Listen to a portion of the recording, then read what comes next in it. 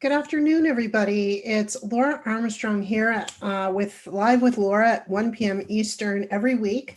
So a little bit about me. I'm a leadership accelerator and a communication expert. I love helping people step into their power. And so what I want to do is, as a three-time world champion, I help you develop the skills, give you the tools, and map out the action plan to reach your full potential that will fast track you on the road to extraordinary leadership success. And I want that for all of you. So wherever you are in your skill level, I want to help you up level. There's so many levels to leadership, and I wanted to cover a little bit of that each day, each week when I do the training. What I really want, what I just noticed here is my door is visible, so we're just going to move this way slightly. Okay, that's better. There's always bloopers and videos, so that's all good. So today, the topic I wanted to cover, and which I'll be covering each week, is little bits of leadership. So you can put them all together, use them. They're going to be very actionable, so you can implement them right away into your business and your leadership to help you grow, be more successful, and actually step into your power and your leadership on not just a local level, but an international, global level, if that's what you're looking for. Now, leadership means many different things to many different people. So whether you have a huge team of people or leadership means you're the go-to person when there's a problem or something's going on, it just depends what it means to you. But the things that I'm going to be working with you on each week are really key to things that you can implement no matter where you are in your leadership. And today I'm going to cover 3 steps on how to create an organized office space. So wow, office space. Now we've all become, if not already, more familiar about that in the last 7 months, right? So we really need to step into a bit of organization here to keep it under control, and especially when you're sharing your living space with your office space. So we're talking more home office here. This does apply if you actually work in an office. So I'm going to give you simple steps, and I don't want you to get overwhelmed, because I think sometimes when we try to get organized, it's just we look at piles of stuff, we're like, I don't know where to start.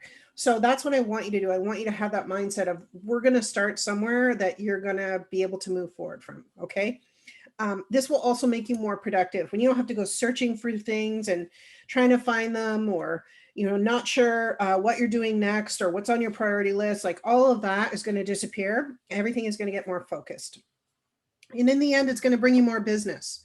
Okay, because you'll know where everything is. You have more time to work with your clients or whatever it is that you do in your job, whether it's corporate or not.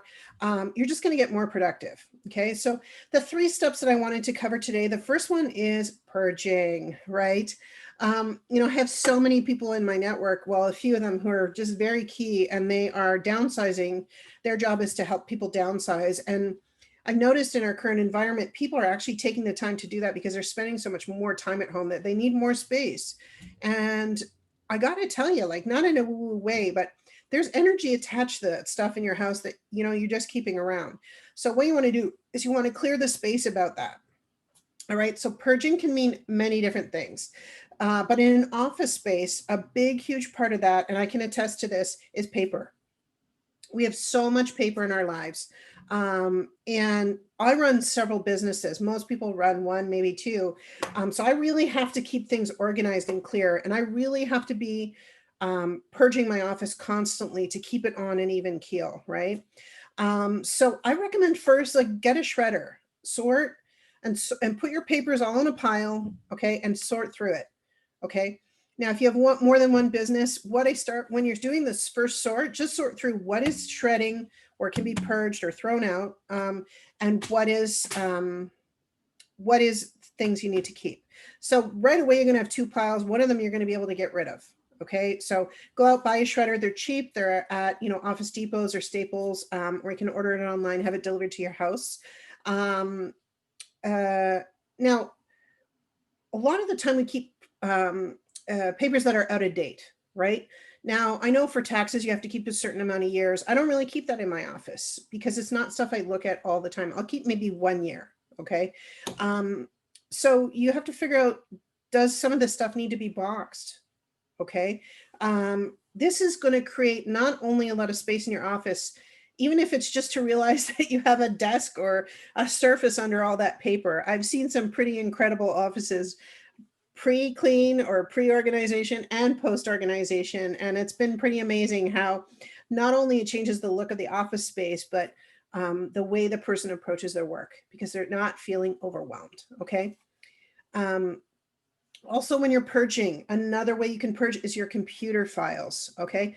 So what you're going to do is you're going to take, because all of our computers have a life, right? And we want to extend that life as much as possible. So take a look at what's on your computer that you are no longer in active use with, or it's not an active file. So you're going to go out and get a terabyte drive or a hard drive where you can put all that information. You may still need it at some point. It's also good to back this up on your computer. So take those files and move them permanently off your computer because you're not using them anymore onto this hard drive. You can, again, get those for a fairly cheap price at one of the office supply stores, okay? And remember, I would save the memory on your computer for what you're using right now. And just keep in mind that pictures and large video files take up an enormous amount of space. And if it's something that's either personal or you're going to need in future, but need to just refer to, you may want to put it on the hard drive. Okay. Now, not only will this boost the health of your computer, you're also keeping what's on your computer current. Okay. And make sure you have great antivirus software to keep your computer clean. I think that, this is so key. And for me personally, there are so many out there. I use Viper. It's direct, it's clear, it doesn't get in my way when I'm working, and it's effective. But there are also some great other products out there. So I'm not promoting any product or saying do this or do that. I'm just saying make sure that you've got something on your computer, especially now more than ever when stealing identity and files and viruses are just a common day, everyday thing like they never used to be 10 years ago. Okay. All right, so the third thing I want to talk about purging is your emails. So I know you know who you are out there. You've got like 15,000 emails in your inbox. I know one person's coming to mind right away. We get so many emails every single day. And it's become the new norm just to kind of skim through, literally in a split second or two, to know if A, it's something you want to read, B, if it's something you want to deal with, and B, if it's pertinent to you. Okay. So don't have an inbox with a million emails. I mean, you can use the search bar, but really what you want to be doing with your emails is organizing them. So what I did is I made 3 essential tips for organizing your emails. Okay. So the first tip is identify what categories you want to put all your emails in. Now, if you have more than one email, I know I have several emails. You're going to do this for each one. And trust me, it may take a bit of work at the beginning, but once you do it, you're going to get in the habit. It's going to make it so much easier. So set up folders that are pertinent to groups of emails. So for instance, in one of my emails, I have my Leadership with Laura emails. So everything, pertinent to that. But within that Leadership with Laura, I get a lot from a certain person that I work with. So I would create a subfolder under the folder Leadership with Laura. You just click on that folder and just say subfolder. And then you create the name for whatever it is. So now it's kind of like, not only did I sorted it into that category where it needs to be a second time. Now it's going to be much easier for me to find that email. Okay. So I noticed, don't forget that you can use the search bar as well. Okay. That's going to save you a lot of time too. Tip number 2, make sure that you have filters on your junk mail. Okay. Sometimes emails they can slip through the cracks. And I've had that happen to me a couple of times. And I just wanted to make sure that I didn't miss anything. Okay. So be sure that you look at who you've got as junk mail and make sure that all the emails are going in the right place. And, use the unsubscribe button. If you're getting a lot of junk email, unsubscribe it, right? If you can. This will clear up what comes into your junk mail folder. A lot of the times we can, with the laws, they're better with Castle in Canada. But a lot of the time they sell their list to other people or they're affiliated with, and you didn't sign up for this list, right? So you can unsubscribe on that button at the bottom. So look for that. And that will really help keep the junk out of your files. It'll really help. Okay. Now, the other thing about that is be sure to delete your junk folder contents. I do it once a week. And not only your junk folder, but go in and delete your trash folder. Because once you delete the junk, it actually goes into the trash. So you have to clear both of them. Okay.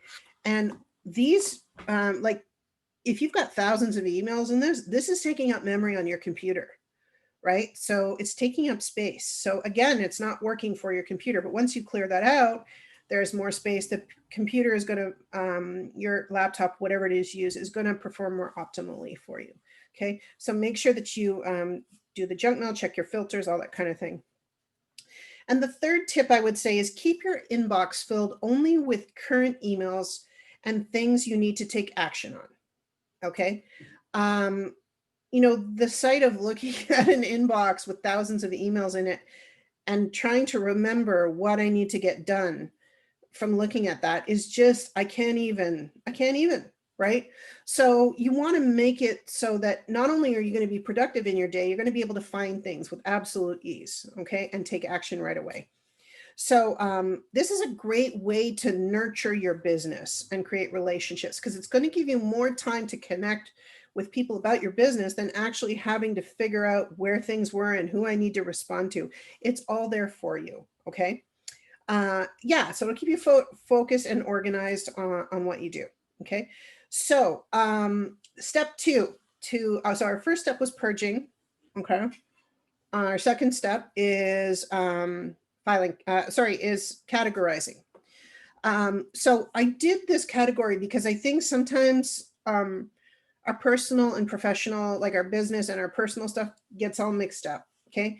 And you need to categorize where things are so that you can find them easier and make sure that you're getting to what you need to instead of sorting through stuff to find out what's personal, what's business, and if it's in business, where is it? Okay, just it's going to make you feel so much better when you declutter. Okay, so the first is filing cabinets. Make sure that you're clear about what the purpose of your filing cabinets are for. Okay, is it work or is it personal or is it both? Whatever it is, it's fine. You just need to be clear about it and what it's used for and make sure that it's labeled correctly. Okay, like I don't want to really go into this too much because we're going to cover this more in detail next week when I talk about what does your filing cabinet look like? 3 key things you can do to find out what you're looking for in less than 10 seconds. That's going to be what next week's about. And excuse me, these may seem like simple things, but I'm telling you, not only do they make it doesn't make you more effective, but it makes you feel less weighted down. And being decluttered in your office space, especially these days, is a must. It's not even a maybe, it's a must. Okay. The third thing I want to talk about in categorizing things is your storage space. Okay, storage space is always needed. Okay, so make sure you're throwing things in. You're not throwing things in there to get them out of the way. Like I've got this in there and that in there and that in there. Stored items should always have a function. Okay, and can be referred to at any time. For instance, I can keep my tax box in there from like last year. Or have books or reference materials that I need, and I make sure that they're in order of so I can grab it really quickly. I keep, you want to keep it neat and out of the way, and this can also be used for supplies as well. Okay, so yeah, use your storage space effectively. There are lots of options out there. I'm going to talk about that in a minute. You want to really be creating order out of chaos is what I'm talking in your home office, right? And using these steps, you're going to be able to do that very easily. Step 3, create a well-ordered workspace. Store things in containers, baskets, drawers, and bins. I remember one time opening one of the drawers in a friend of mine's office, and I'm like, it looked like all the pens had died and gone to pen hell with all the paper clips and everything else and the sticky notes. I was like, oh my gosh, how can, like, it does seems like a small thing, but I'd have to dig through everything to find what I needed. Okay. So make sure, like, there's tons of these kind of things at your local office supply store or online that you can get, and they're really reasonable. Okay. So putting these things out of sight will give your office a decluttered look. Okay. And that's what you want. Okay. You want to work into a space where you're going to sit down and you're organized. I got this, I'm ready to go. Okay. Utilize your wall space. I think this is under talked about in general. So this is often a step that people miss in their office. Now, I sit in front of a window, so I don't really have anything, but I can put something over here, or I could put something over here. And I actually use this wall for my whiteboard, okay? Use your wall space. It can be used to hang filing systems, calendars, whiteboards, shelving, all that kind of stuff, okay? This will create so much more space when you go vertical in your office, and it doesn't have to be down, horizontal, okay? So use that vertical space on your wall, okay? Next would be creating, this is still within creating a well-ordered workspace, create a printing station. So I have a separate printing station over here. It can be small, neat, and out of the way, holding all your paper and your stationery, because we know that can get bulky. You could also put that in your storage space. So whatever works best for you. All you need is a little, you can put it on top of your filing cabinet if it's just a printer and you've got everything organized there. But, you know, have it in its own little space because you know where that is. It's easy to reach, okay? I also recommend using cubbies or blocks, those blocks that you can stack on each other to store. They're usually very fashionable, they're cheap, they're reasonable, and they can fit in anywhere. Like I said, they're usually stackable. So you can kind of custom make your own cubbyhole area and have it happening there. So, you know, that looks really good. So yeah, so that's kind of it for today. You now have the 3 steps on how to create an organized space.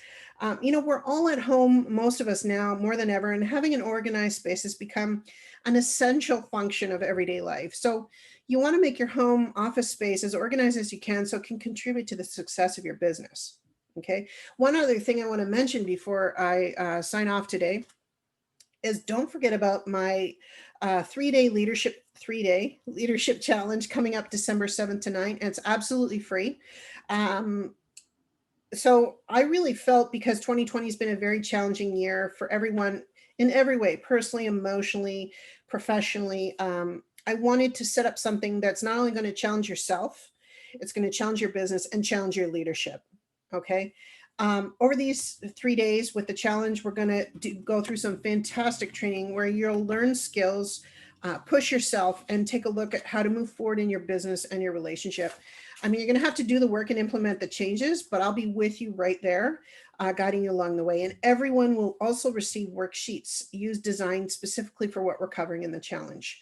You'll come out of it with a clear picture where you want to be in your business and how to overcome some of the things that have been holding you back, and to make an impact, more of the impact you desire through your business on the world. It'll be a great opportunity to get clear about what success looks like for you and the path to achieve it. And I work side by side with you to make it happen. So that's it for today, everyone. Join me next Wednesday at 1 p.m. when we discuss what does your filing cabinet look like and 3 key things you can do to find what you're looking for in less than 10 seconds. Thanks so much, everybody. Have a wonderful day.